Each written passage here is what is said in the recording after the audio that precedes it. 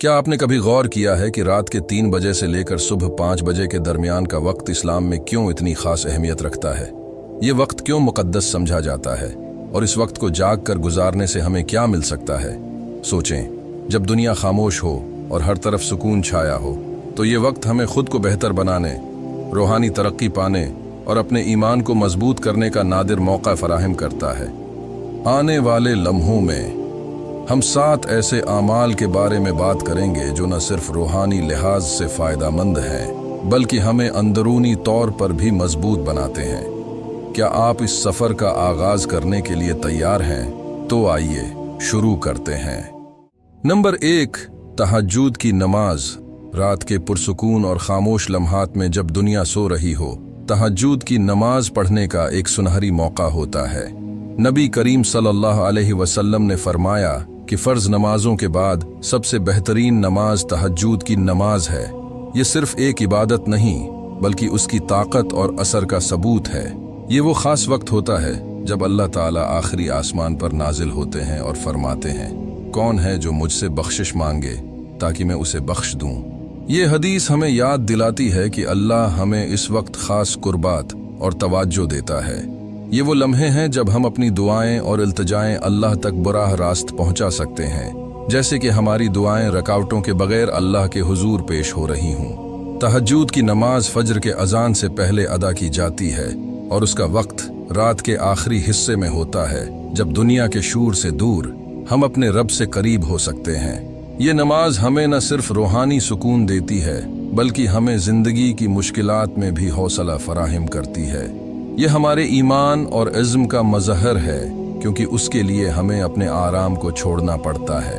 ये कुर्बानी और मजबूती का अमल हमें अंदर से बेहतर बनाता है और हमें अल्लाह से करीब कर देता है। तहज्जुद की नमाज सिर्फ एक इबादत नहीं बल्कि ये अल्लाह से कुर्बत का एक ज़रिया है, सुकून और तसल्ली का लम्हा और ज़िंदगी में रोशनी और हदायत की अलामत है। नंबर 2, गौर व फिक्र और दुआ। ये रात के वो खास लम्हात होते हैं जब दुनिया खामोशी में डूबी होती है और आपका दिल सुकून और यकसुई के साथ अल्लाह की तरफ मुतवज्जे होता है। ये वो वक्त है जब आप अपने दिल की बात अल्लाह के सामने रख सकते हैं और अपनी जिंदगी के हर पहलू पर गौर कर सकते हैं। हमारे दीन में रात के इस आखिरी हिस्से की बहुत अहमियत है। एक हदीस में आता है कि अल्लाह ताला रात के आखिरी पहर में आसमानी दुनिया पर नुज़ूल फरमाते हैं और फरमाते हैं, कौन है जो मुझसे मांगे ताकि मैं उसे अता करूं? कौन है जो मुझसे बख्शिश चाहे ताकि मैं उसे बख्श दूं?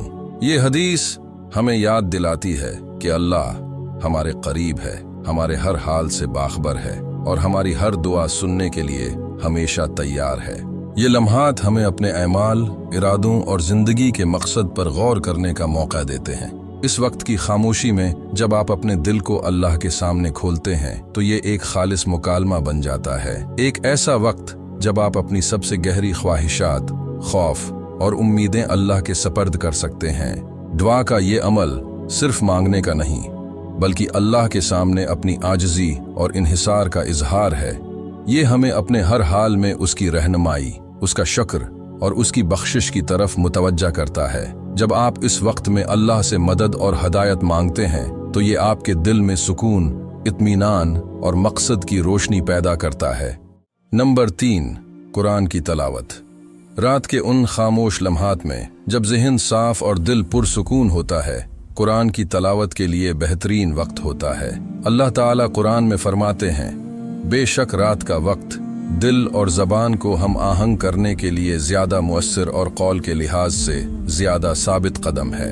रात के उस वक्त में जब दुनिया की मसरूफियात ख़त्म हो चुकी होती हैं, इंसान ज़्यादा गहराई से कुरान के अल्फाज पर गौर कर सकता है और उनके मानी को दिल में बैठा सकता है। ये वो वक्त है जब आप कुरान की तलावत करते हैं तो हर लफ्ज़ और हर आयत दिल पर असर करती है, जैसे कि अल्लाह का पैगाम बराह रास्त आपके दिल तक पहुँच रहा हो।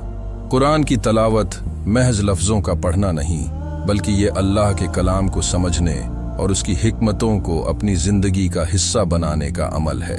इसमें वो उसूल मिलते हैं जो हमें एक मजबूत और बेहतर इंसान बनने की रहनुमाई करते हैं और हमारे किरदार और सोच में मुस्बित तब्दीलियां लाते हैं। नंबर 4, इस्तिग़फ़ार। रात के उन पुरसुकून और खामोश लम्हात में जब दुनिया सो रही होती है और आपका दिल जागता है, इस्तिग़फ़ार यानी अल्लाह से बख्शिश मांगने का बेहतरीन वक्त होता है।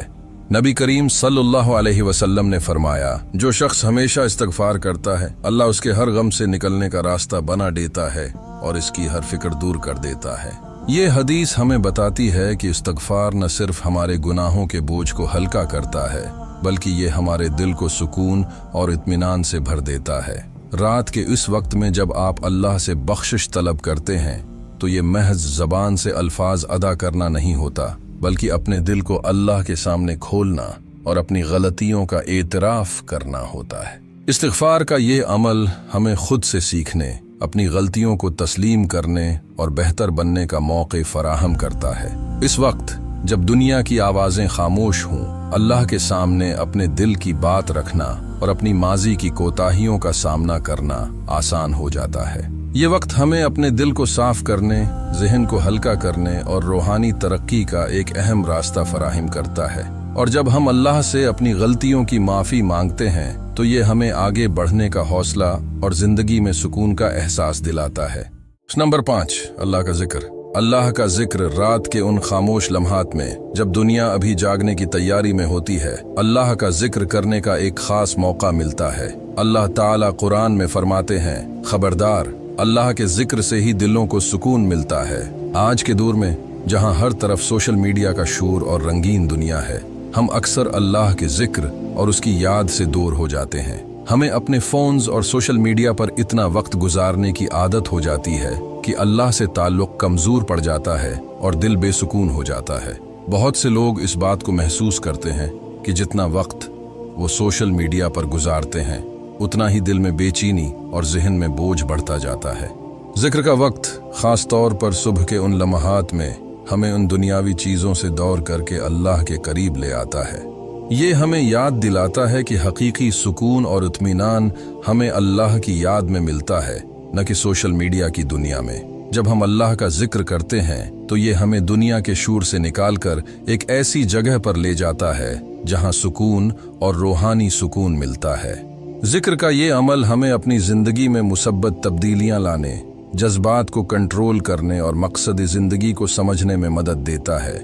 ये हमें हसद, गुस्सा और गुरूर जैसे मनफी एहसासात पर काबू पाने में मदद फराहम करता है और सब्र, शुक्र और आजिज़ी जैसी खूबियां पैदा करता है।